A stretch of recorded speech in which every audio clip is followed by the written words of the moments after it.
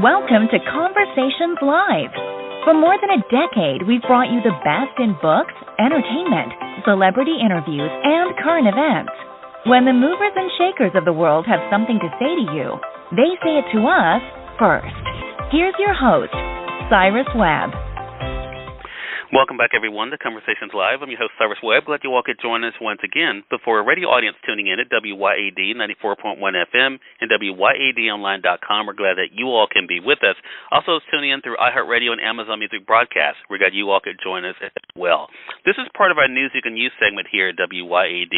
For the past 23 years, the Library of Congress Veterans History Project has collected stories from the nation's veterans to help preserve history. But this is a special year because it marks the 70th anniversary of the end of the Korean War and a new campaign to collect personal histories and artifacts from Korean War veterans. Joining us today, we're excited to welcome Travis Bickford. Travis is the program coordinator for the Veterans History Project. He's going to talk to us not only about what the project is all about, but also how you all can get involved. Travis, thank you again for the time. Really do appreciate it. Absolutely. Thank you for the time and, helping us spread the word here. It's so important. So I was excited to hear, of course, for those of us who kind of follow history, as I mentioned in the intro, being the 70th anniversary of the end of the Korean War, which is why you all are doing this new project. But first of all, for those who are just hearing about it, Travis, what exactly is the Veterans History Project? Absolutely. So, the Veterans History Project at the Library of Congress was created by Congress back in 2000 as an effort to collect, preserve, and then make accessible the firsthand narratives, memories, stories, right, of our nation's veterans. It, provides an opportunity for the public to hear about, all the wars that, we fought since World War I to the current conflict, and the military experience from those who actually served rather than, other avenues or other ways in which people obtain information about the military and wars. And, of course, we know the importance of history, Travis, but why is preserving this history, why is it so important?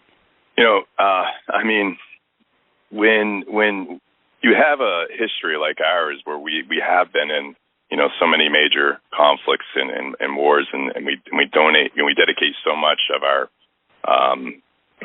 you can even break it down our federal budget to this topic, right? I think it's really important that people do understand what the experience is or what it all entails from the people who are there, not just the from the media or pop culture or maybe whatever books they read. I think it's so important to understand this information and make sure that we're trying to create as many possible avenues for people to obtain this information getting that information from the people who actually served and who are actually there. Yeah. And to that point, Travis, for those who may not have heard about the Veterans History Project, but maybe they are veterans, they may wonder how can they participate in the project. So how can veterans who would like to participate, how can they get involved? So the first thing you want to do is go right to our website, which is locgov.vets. So you can kind of think of it as Library of Congress, Government, Veterans, right? LOC.gov/vets. And then I would recommend right off just to download our field kit.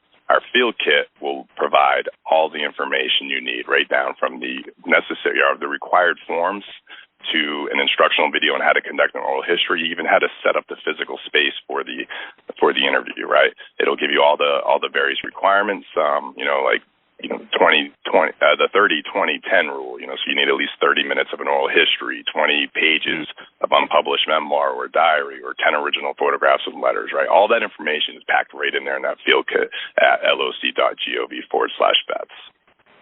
All right, we're going to make sure that we link that up for our audience. So, Travis, I think then, with that being said, then, is there a certain eligibility there? Who is eligible to start their history, contribute to the project? For veterans, it's any veteran who served from World War I to the current conflicts, right? If they got discharged and separated from active yesterday, right? As long as they're separated from the military, they're a veteran, we will take that oral history, but we don't take anything pre-World War I. Given the 7th anniversary of the end of the Korean War and the fact that, let's face it, there's 6 million roughly Korean War veterans alive today. We don't know that, how many more years or, how much longer we're going to have that population. So that's why we're really making this concerted effort to collect as many of their stories right now. But any veteran can participate. And we do suggest that the people conducting, the interviewer themselves are at least 15 years of age. Otherwise, really, anyone's eligible to conduct those interviews. All right. And I would imagine when I was prepping for this segment, Travis, I thought about it probably there's so many of the family members of these veterans that don't know this history as well. So it'll be enlightening for even the family, I think, and friends of those veterans to be able to know, too. You mentioned, of course, those conducting the interview. So that is something that the individual will need to make sure they do on their end, right? What was that? Can you repeat that, please? Yeah, sure. I was just saying when it comes to the interview, so that's something the veterans would need to make sure they do on their end. That's not something that's actually done through the Library of Congress, right? No, yeah, right. So we rely on you all, right, to do this because, I have a staff of 6 people right now. Okay. It'd be a little too cumbersome for us to go out there and conduct all these interviews. So that's why we, and we have so many resources that we will provide you and work with you in order to get people to the point where they feel confident they can do it, right? We will hold your hand throughout. In fact, you can reach out to us. We'll even, if you can get enough volunteers that want to go out there and collect these oral histories, we'll even, send someone from the Oral History Association, like an expert, to go out there and conduct a workshop for 2-3 hours for that group. Yeah, that's the thing. That's why it's so important just to look us up, right? Get on our webpage, email us, call us. All the information's right there at loc.gov/vets, obviously, and you can email us at vohp@loc.gov as well with any questions. Well, Travis, this is great information, and I think, like I said, it's a great education for the families members as well. I think for anyone who's had a family member who has lived, any amount of time, that oral history is so important to preserve. So it's great that the Library of Congress is doing this for veterans to make sure that their stories are told as well. Again, everyone, Travis Bickford has been our guest. Travis is the program coordinator for the Veterans History Project, here talking with us about what the Library of Congress is doing to make sure they preserve this history, especially with the 70th anniversary of the end of the Korean War. Travis, thank you for the great work you're doing. Appreciate the time, and looking forward to speaking with you again. Absolutely. And again, thanks for helping us spread the word and make sure that, every vet who wants to get their story told or preserved gets the opportunity. So really appreciate that. Hey, glad to do it for sure. And we thank your audience for tuning in to another great segment of Conversations Live, again, part of our News You Can Use segment here at WYAD. Until next time, I'm your host, Cyrus Webb. Thanks as always. Enjoy your day, enjoy your life, enjoy your world. Thank you all for choosing Conversations Live, and let's go make today amazing. Take care.